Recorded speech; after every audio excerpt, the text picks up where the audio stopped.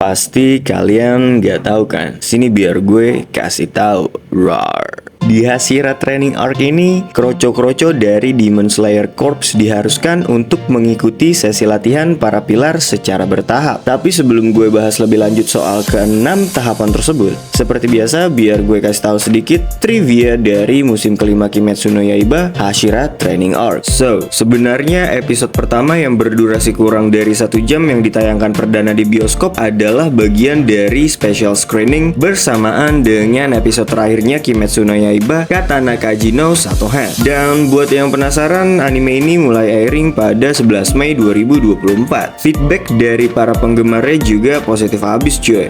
Dan dari episode 1 ini, mereka juga bilang ini tuh istilahnya the calm before storm ya. Jadi gue pribadi sih punya feeling kalau sebentar lagi bakal terjadi perang besar nih. Karena menurut gue Muzan udah pasti bakal melakukan pergerakan yang agresif. Karena kita tahu kalau di sini kuncinya adalah si Nezuko ya. Ia menjadi satu-satunya demon yang dapat bergerak bebas di bawah sinar matahari. Dan sejauh yang gue tahu, kemampuan tersebut sudah dari lama menjadi incaran si Muzan. So, mau gak mau Demon Slayer Corps harus mempertahankan Nezuko nih. Bahkan Ubuya Shikisama aja sampai mengirimkan gagaknya untuk merekrut salah satu dokter hebat dari bangsa demon itu sendiri, yang bernama Miss Tamayo. Kalau kalian masih ingat, beliau ini dulu pernah gak sengaja ketemu Tanjiro sama Nezuko di tengah kota, lalu ngundang mereka ke rumahnya buat ngobrolin soal si Muzan dan nyari cara buat nyembuhin Nezuko. Selain itu, upaya mereka dalam memperkuat diri juga dilakukan dengan cara memberikan latihan khusus kepada para anggota Demon Slayer Corps,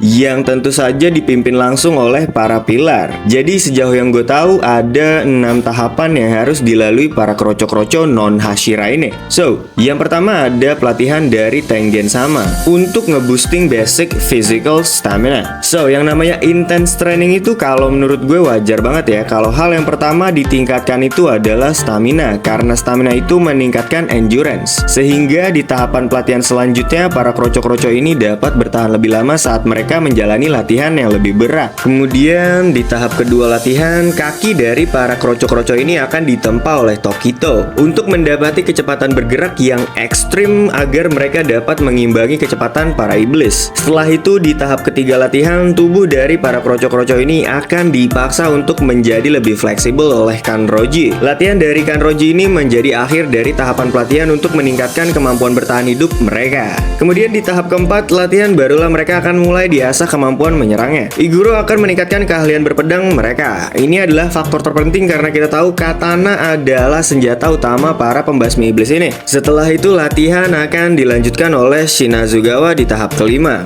Ia menamakan latihannya The Infinite Slash Training, yang berarti tebasan tak terbatas. Kemudian di tahap terakhir para kroco-kroco dari Demon Slayer Corps akan mendapatkan pelatihan dari Mr. Hijima untuk melipat gandakan otot-otot mereka. Kira-kira begitulah gambaran dari ke-6 latihan di Hashira Training Arc ini. Makasih udah nonton dan jangan lupa di like dan subscribe agar channel ini dapat berkembang dan terus mereview anime sampai kiamat.